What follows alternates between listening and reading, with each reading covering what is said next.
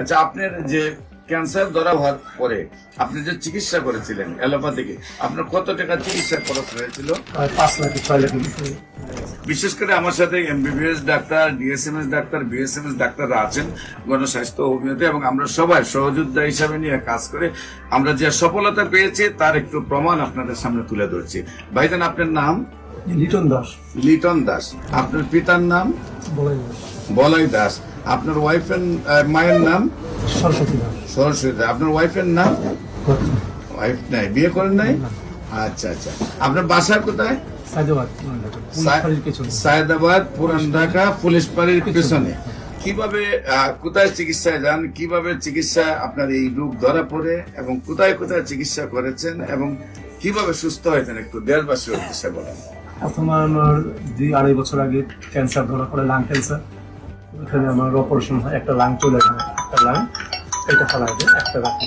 আর chemo দিয়েছিলাম 3-4টা chemo দেওয়ার পরে আবার 2 বছর পরে এটা ফিরে আসে শরীরে। ডাক্তার বলে আবার কেমো দিতে হবে।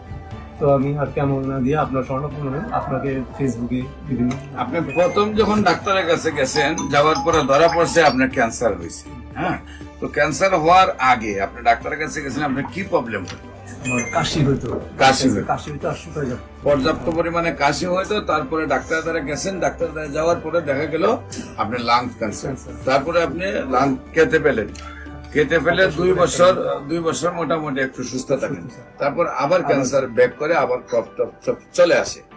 সম্মানিত দেশবাসী, প্রত্যেকটা ক্যান্সারে কেমোথেরাপি, রেডিওথেরাপি বা অপারেশন করার পরে কিছুদিন ভালো থাকে, আবার রিটার্ন ব্যাক করে। তারপরে আবার অপারেশন, আবার কেমোথেরাপি, আবার রেডিওথেরাপি দেওয়ার পরে আবার কিছুদিন ভালো থাকে, তারপরে আর চিকিৎসায় ধরে না, একসময় মৃত্যুর মুখে ঢেলে পড়ে।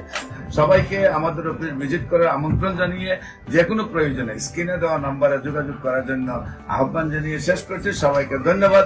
আসসালামু আলাইকুম ওয়া রাহমাতুল্লাহি ওয়া বারাকাতুহু।